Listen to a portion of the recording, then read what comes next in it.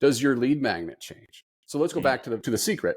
Your existing traffic is your best source of list growth. What does that person need right now? So if you're coming in to a food blog, for example, and you're there during the month of October, maybe you're talking about fall recipes or comfort food or Halloween or whatever your thing is that can solve that reader's problem.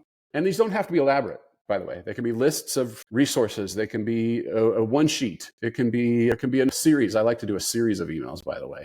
But these are quick. They're not hard to make. Yeah, I'd love to hear your thoughts and whether you agree with this resource that you provide, whether it's not an ebook or it's a list or it's a downloadable, it's an audio, it's a video, it's a framework, a cheat sheet, a checklist. I would say that's probably completely secondary in how it's delivered.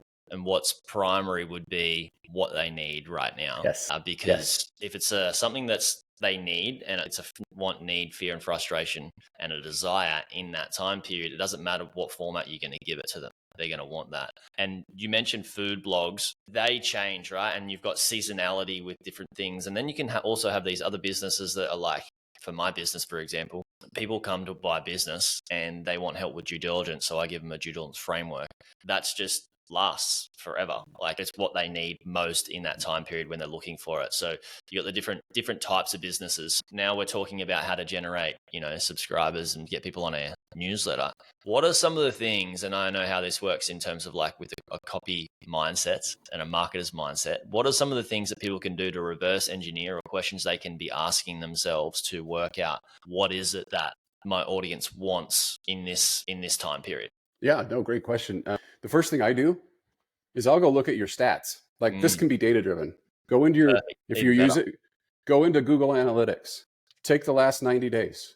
What did people, or your search console, what were people searching for? Let's, for example, say that you had a website about buying online businesses. Maybe people were looking to, I'm just making something up here hypothetically.